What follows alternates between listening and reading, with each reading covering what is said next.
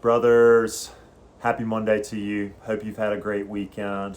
Just started the book of Romans in the Bible reading plan. I'd love to share a few powerful verses from Romans, but before I do, I'd like to share a part of John 8:7, where Jesus is teaching the Mount of Olives, and a group of Pharisees and teachers of the law bring a woman to him who had been caught in the act of adultery, and they told him that based on the law that she was to die by stoning.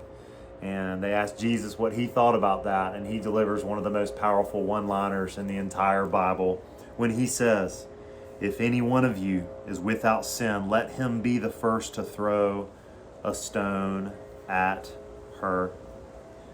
Needless to say, they all dropped their rocks and walked away, and Jesus gave us a masterclass in judging others and how it's not our department, and that we need to stay away from reaching for the gavel. Paul really drives this home in Romans 2:1, and I want to read that verse to you and then share something that my son wrote that's powerful, and then finish up with a couple more verses from Romans that I hope will encourage you on this day. Romans 2:1. "You therefore have no excuse, you who pass judgment on someone else, for at whatever point you judge the other, you are condemning yourself, because you who pass judgment do the same things." And I just got permission from my son Avery to share this little blurb that he shared to our text thread. It's awesome. "I remember reading this verse for the first time and not understanding it fully until later on that same day. I was driving on the highway when someone cut me off, and that's when things got heated. Cussing and cursing this person, thinking they were the dumbest human to have been given a license. And later on in the same drive, I was about to miss my turn when I did the exact same thing to someone. I looked in my rear view, seeing a pretty little bird being hoisted out of the car behind me. That is the parable I will never forget for this verse." I love this story of road rage.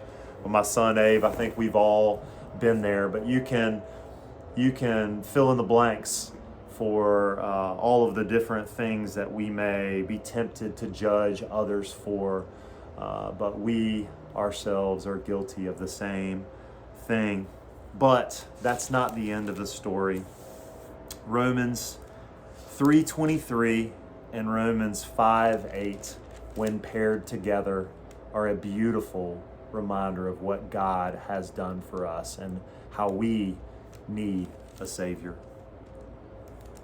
"For all have sinned and fall short of the glory of God.